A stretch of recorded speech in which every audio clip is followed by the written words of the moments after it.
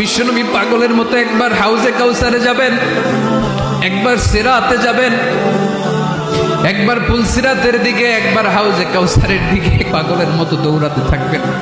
তার কোনো গুনাহগার উম্মত যাতে জাহান্নামে ঢুকে না যায়, সেদিন কেউ সুপারিশ করতে পারবে না বিশ্বনবী ছাড়া।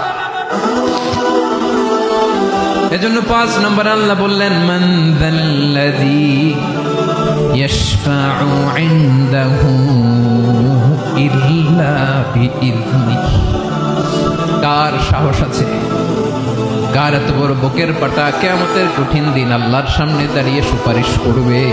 কারো ক্ষমতা নেই, কারো ক্ষমতা নাই।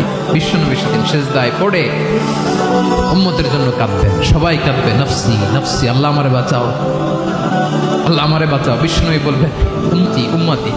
বিশ্বনবী আমার জন্য কাঁদবেন, আপনার জন্য কাঁদবেন, আমাদের জন্য সেদিন কেঁদে কেঁদে জাহান্নামের দরজায় দাঁড়িয়ে আমাদেরকে টেনে টেনে জান্নাতে ঢুকাবেন। এজন্য এই বিশ্বনবীর ভালোবাসা যেন আমাদের হৃদয়ে ভরপুর থাকে। আমার ভাইয়েরা, প্রতি শুক্রবার বিশ্বনবীর উপরে বেশি বেশি যেন আমরা দুরূদ পড়ি। আমরা যখন বিশ্বনবীর সালাম দেই, দুরূদ পড়ি,